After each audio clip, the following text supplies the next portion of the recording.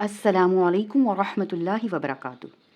अल्हम्दुलिल्लाह, जैसे कि आप सब जानते हैं कि हमने अपने पिछले लेसन में आपको मद जायज़, मद मुनफसिल, जिसे आसान लफ्ज़ों में छोटी मद, और मद वाजिब, मद मुत्तसिल, जिसे आसान लफ्ज़ों में बड़ी मद कहते हैं, दोनों मद्दात के बारे में होने वाली गलतियों को पहचानने का तरीका मिसालों के ज़रिए से समझाया था। मुझे उम्मीद है कि आप सब ने उस लेसन को ज़रूर देखा होगा और समझा भी होगा। अगर किसी ने ये लेसन नहीं देखा तो वो हमारा पिछला लेसन, लेसन नंबर 43 ज़रूर देख ले और सवाब की नीयत से आगे ज़रूर शेयर करे, ताकि बाकी लोगों को भी ये कवायद का इल्म हो सके।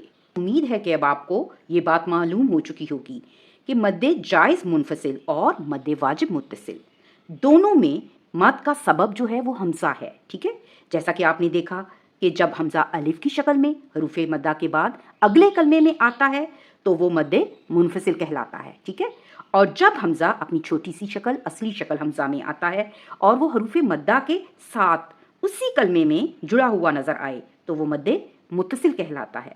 ठीक है, और ये बात तो आपको अच्छी तरह से समझ में आ गई है कि इन दोनों मद्दात में मद का सबब हमज़ा है, जैसे कि हमने आपको मद के 3 सबब बताए थे। ठीक है, अब ये पहला सबब हमज़ा इन दोनों मद्दात में आ गया है और ये आपको अच्छी तरह से समझ भी आ गई है।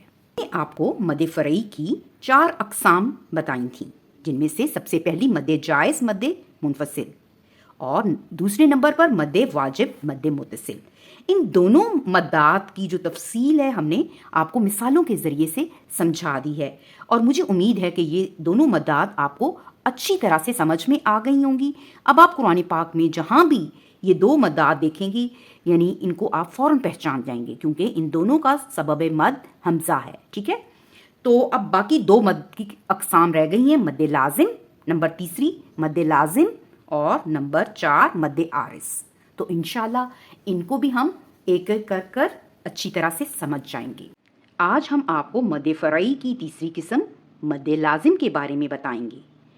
अब आप देखें कि इसको मद लाजिम क्यों कहा जाता है, क्योंकि तमाम कारी हजरात मद लाजिम में कसर या तवस्सुत नहीं करते बल्कि तूल करते हैं, और तमाम कुर्रा के नज़दीक क़िरात में मद लाजिम में तूल करना लाजिम है, यानी इसको हमने 3, 5 या 6 अलिफ के बराबर लंबा पढ़ना है, खींच कर पढ़ना है। ठीक है, मद लाजिम का कायदा। अब हम कायदे को देखते हैं।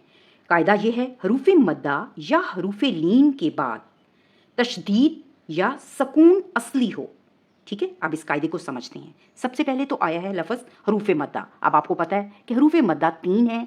ठीक है, अलिफ मद्दा, वाव मद्दा और याय मद्दा, और इनकी पहचान भी हमने आपको करा दी है। और इसी तरह खड़ी हरकत भी हरूफ मद्दा का कायम मकाम है। ठीक है, अगर किसी को ये नहीं पता तो वो हमारे पिछले लेसन देख ले।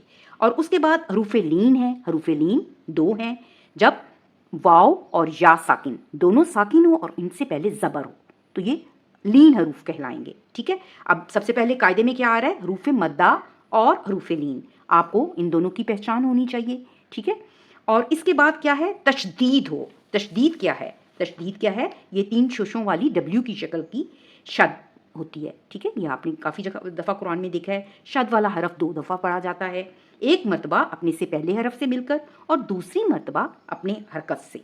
ठीक है, लेकिन इसमें जो आवाज़ है दरमियान में नहीं टूटेगी और इसे सख्ती के साथ ज़रा रुक कर अदा किया जाता है। ये आगे मैं आपको समझाती हूँ। अच्छा, अब दूसरा हरफ जो आया है इस कायदे में, सकून असली। अब सकून असली क्या है, अब आप देखें कि जब भी आप कुरान पाक खोलते हैं तो जब किसी जो हरफ है उस पर ये दाल की तरह का छोटा सा निशान, जिसे जज़म का निशान कहते हैं, ये होगा तो हम इसको कहेंगे सकून असली। ठीक है, अब इस आयत को देखें, अल्हम्दुलिल्लाहि रब्बिल आलमीन। ठीक है, इस आयत में आपको दोनों जो है ना चीज़ें नज़र आ जाएंगी। ये लाम के ऊपर जो दाल की तरह का निशान है ये क्या है, सकून असली, और इसी तरह मीम के ऊपर जो दाल की तरह का निशान है ये भी सकून असली है। जब भी कुरान पाक में हमें ये निशान नज़र आएगा इसको हम कहेंगे सकून असली। ठीक है, और ये जज़म का जो हरफ है अपने से पहले हरकत के साथ मिलकर पढ़ा जाता है, जैसे हम पढ़ते हैं अल्हम्दु। ठीक है, इसकी अपनी कोई आवाज़ नहीं, इसको पिछले हरफ से मिलाकर पढ़ते हैं। ठीक है, ये क्लियर हो गया। और जो सुकून आर्जी क्या है, जैसे कि ये आखिरी हरफ है आलमीन, रब्बिल आलमीन, اب عالمین میں کیا ہے؟ نون کے اوپر زبر ہے، لیکن جب ہم رک رہے ہیں تو ہم زبر نہیں پڑھ رہے بلکہ ہم عارضی سکون پڑھ رہے ہیں. اس پہ جزم ہم عارضی طور پر دے دیں گے رکنے کی صورت میں، تو اس کو کہیں گے سکون عارضی. ٹھیک ہے، یہ کلیئر ہو گیا. اب اسی آیت میں دیکھیں رب العالمین، رب کا با کے اوپر جو تشدید کا نشان ہے اس میں بھی سکون اصلی چھپا ہوا ہے، کیونکہ شد والا حرف جو ہے اس میں 2 حرف ہوتے ہیں. اب اس کو کھولیں، با ایک جزم والی ہے اور دوسری جو اس کے اوپر حرکت ہے زیر، وہ با ہے. اور پہلی جو با ہے وہ اپنے سے پہلے حرف کی حرکت سے پڑھی جائے گی. جیسے کہ را کے اوپر زبر ہے تو ہم اس کو پڑھیں گے رب، اور پھر بی، ربی ربی. ٹھیک ہے، تو یہ شد ہو گئی، تشدید ہو گئی. اب آپ کو یہ قاعدہ کلیئر ہو گیا کیا ہے؟ حروف مدہ یا حروف لین. ٹھیک ہے، کلیئر ہیں. اور اس کے بعد جب تشدید یا سکون اصلی ہو تو کیا ہوگا؟ مد لازم ہوگا. تو آپ کو یہ قاعدہ اس کی جو ڈیفینیشن ہے یہ سمجھ میں آ گئی ہے. اس کو ہم آپ کو مثالوں کے ذریعے سمجھائیں گے تو اور کلیئر ہو جائے گا. اب دیکھیں کہ مد لازم کی 5 اقسام ہیں، تو ان کو ہم آہستہ آہستہ ایک ایک کر تفصیل سے مثالوں کے ذریعے سے سمجھائیں گے تو آپ کو اچھی طرح سے یہ بات سمجھ میں آ جائے گی. بس تھوڑی سی توجہ کی ضرورت ہے. پہلی قسم کیا ہے؟ نمبر 1 مد لازم قلمی مثقل. اب جہاں بھی مثقل کا لفظ آئے گا وہاں شد کا نشان ساتھ میں لگا لیں تو آپ کو یہ مثالیں بہت آسانی سے سمجھ میں آ جائیں گی. ٹھیک ہے.